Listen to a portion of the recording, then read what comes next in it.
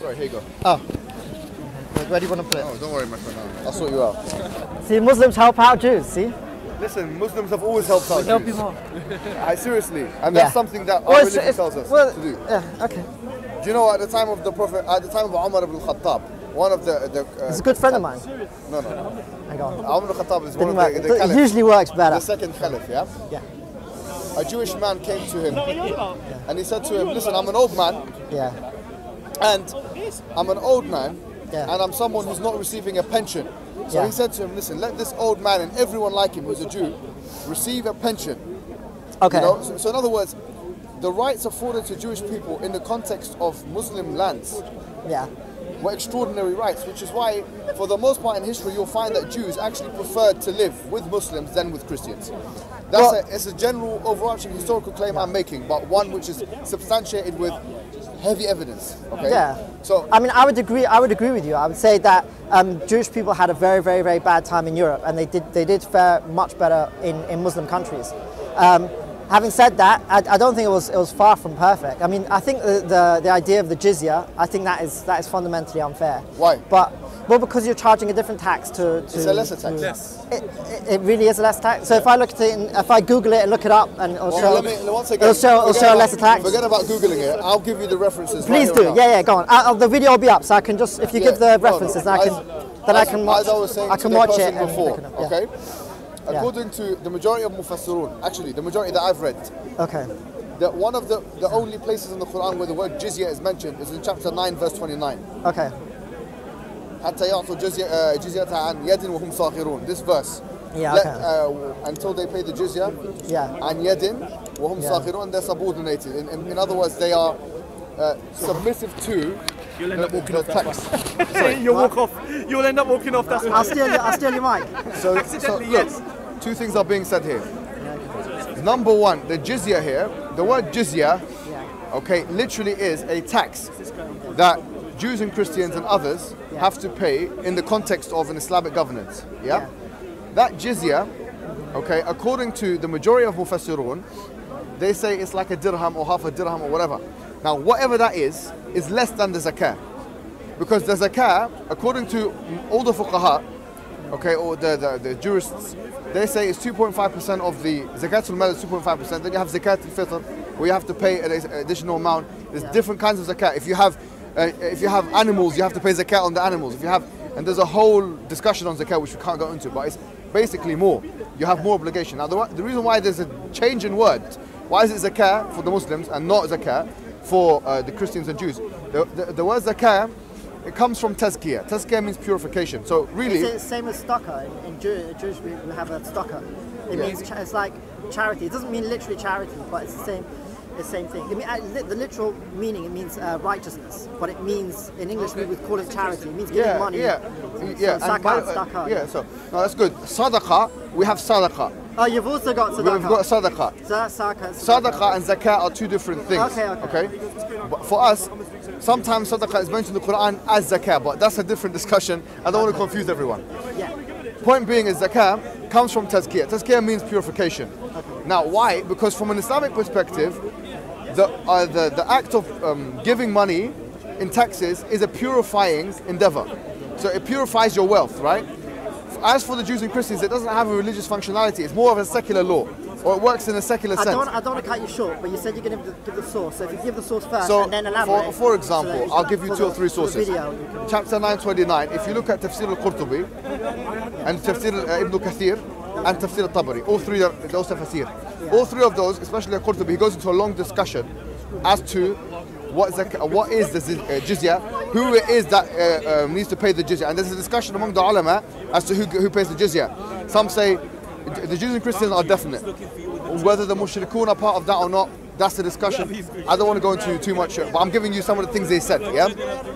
Point being is that that's it. And it says over there that the Jews and Christians should pay less than the 2.5. It says over there, what does it come up to, like 5% altogether? So, what it says in what Al-Qurtubi mentions, what Al-Qurtubi mentions explicitly, is that he asks, what is the jizya, what should it be? So he discusses himself the different opinions on that, and he says it could be 1 dinar, could be half a dinar, whatever. When you calculate it economically, you find that actually comparable to the zakah, it's less. And if we consider also that Jewish people, as we say, old people and young, people that can't afford it, would be given some kind of welfare system, then actually I don't see where the controversy is. The only thing is that they've seen that this is how ridiculous the Orientalists have become. The Orientalists have become so ridiculous that they've seen that it's a different name. But can I ask you a question? And they say, okay, it's discriminatory. But well, let me ask you. I want that discrimination. If that's that's positive discrimination. I want that one. I want discrimination like that. Mohammed, let me ask you a question. Do you have to go through long calculations to figure out that it's less? Like on the surface, does it look like that the Jews and Christians are paying more, and then when you look into it, you're paying less? Or is it? Yeah, I'm gonna go here. Or is it immediately you look up these sources, right, and you can say, okay, this was what was it? What was the term of the coin? What was the name of the coin? Dinar. Right. Here's one dinar, and there is 5%, and you can somehow figure out that the dinar is less than 5%. Everything is. But you're saying it's clear. Is it clear like that, or it's not clear? No, it's not. I mean, that already is not clear because one's a percentage and one's a dinar. I don't know how much a dinar is. Yeah. So obviously we can't even know already. There's something called convert. Or what they do, obviously, the ulama of today, the scholars of today, will have to take that currency and try and take it through some kind of economic conversion, just like we do with everything else. So can you say it's a bit you can't? It's not clear since one is a fixed amount and one's a percentage. So you can't say which one's more. Is that no? Is that a fair statement? It's not. What's not a fair? I'll tell you what's not a fair statement. Ibn Hajar al-Asqalani in his Bulugh al-Maram, the book that it's a compilation of hadith. He discusses jizya. And he once again he says you can put jizya of one like block jizya that everyone has to break up and stuff, or it can be an individual thing, whatever. Taxes for Jewish people and Christian people in a Muslim land, yes, in general, has not been shown from an Islam perspective to be any more than the zakah the Muslims should pay. Okay, so what you're saying is now that in practice, in history, right, it has not been more. I don't know about that. That's a different story. So no, because when you talk about history, historically you don't know. And from the book, it's not clear. Let's talk about history. About percentage and one's talking about a fixed amount. Let's talk about history. So if you want to talk about history, this clear idea from that it's not. Well, by the way, I'm not saying it's a terrible thing. I mean, throughout history, there's many terrible things have happened. I'm not saying this is the worst thing. So let's talk about within this context. Let's talk about history. History, we've got different kind of empire, as you know. There's the Abbasid Empire, the Umayyad Empire, then the Abbasid Empire, then within the Abbasid Empire you have the Ayyubid Empire, then you have the Fatimid dynasty, you have the Ottoman Empire, which lasted from 1453 until 1924. You have Islam in Spain, which lasted from 710 to 1493. No, from 710 to 1493. So when we talk about history, the question is, what history are we talking about? That's the first one. Because if you're asking me to make one comment about all of that history, you'd be asking me to do the impossible, my friend. Well, do you know what I'm saying? Let's be honest. But here's the thing. The Ottoman Empire had the millet system. Okay, in Spain, they had another system.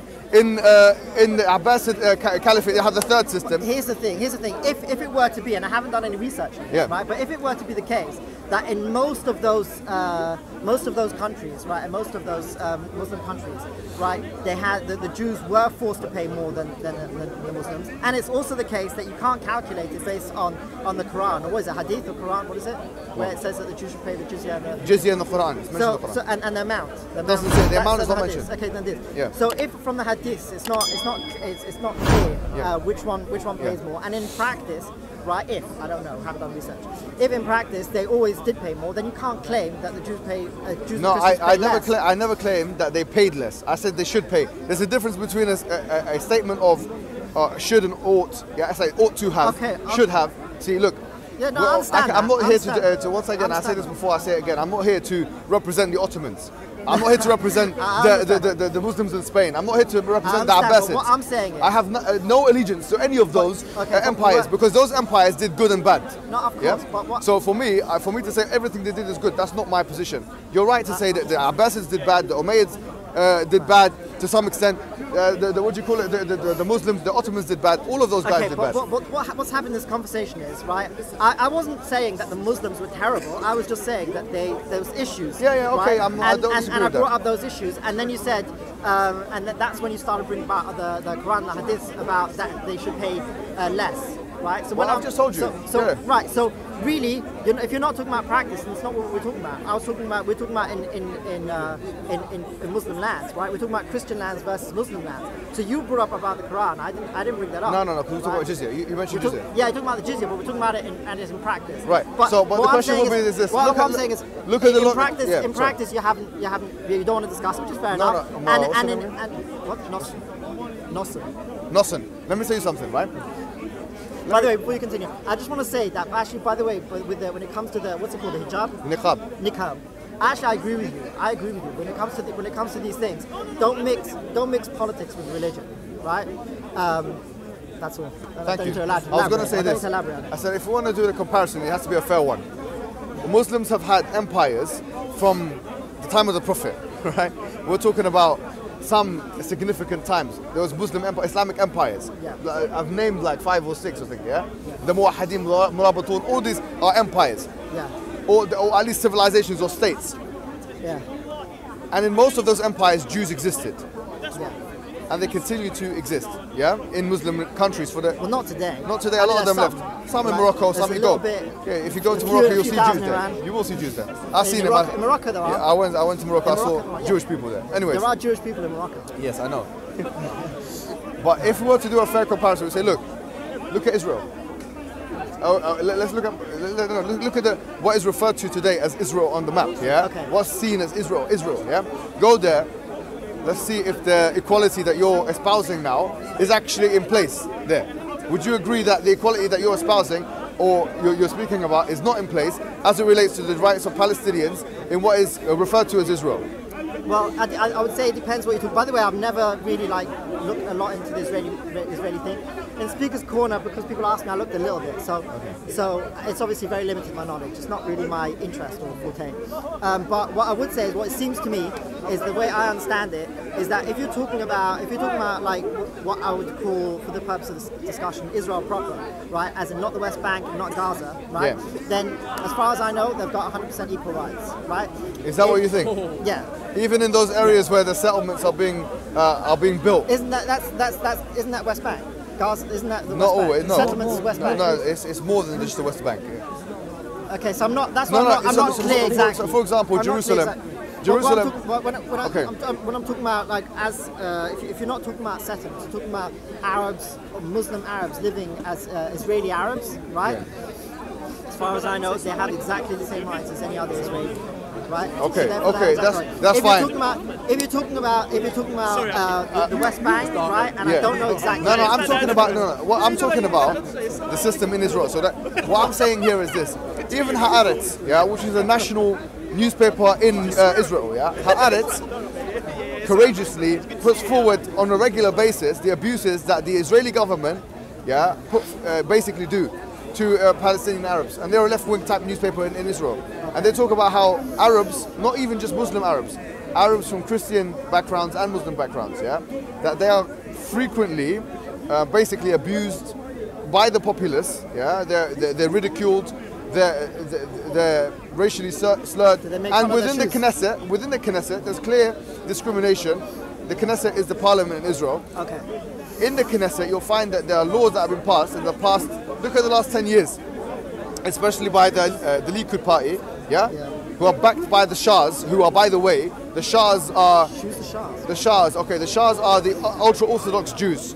The ultra-Orthodox Jews who actually are religious. I'm from ultra-Orthodox community, I've never heard of a Shah. The Shahs are those ultra-Orthodox representatives in parliament. They're called Shahs. Okay. Okay, so those guys, because it's usually a coalition party government in the Knesset, what happens is that the Shahs usually form a coalition with the Likud party, which is the reigning party now. And in almost all situations, whenever it comes to rights of Arabs generally, it's usually put underneath the feet of those individuals. Let's be honest. I am so grateful to Allah for having guided me to Islam. Sadly, I am the only Muslim in my family. It hurts me that my parents haven't accepted Islam yet, and I ask Allah to guide them. But it also gives me a special drive to work for the establishment of Islam. I don't want anyone to miss the chance of becoming Muslim. The Prophet ﷺ said that the Muslims are like one body. If you can feel my pain, Would you please help me relieve it? You are now my new family. Click the link and donate to establish this masjid and share in the reward for the message of Islam reaching the corners of Norway.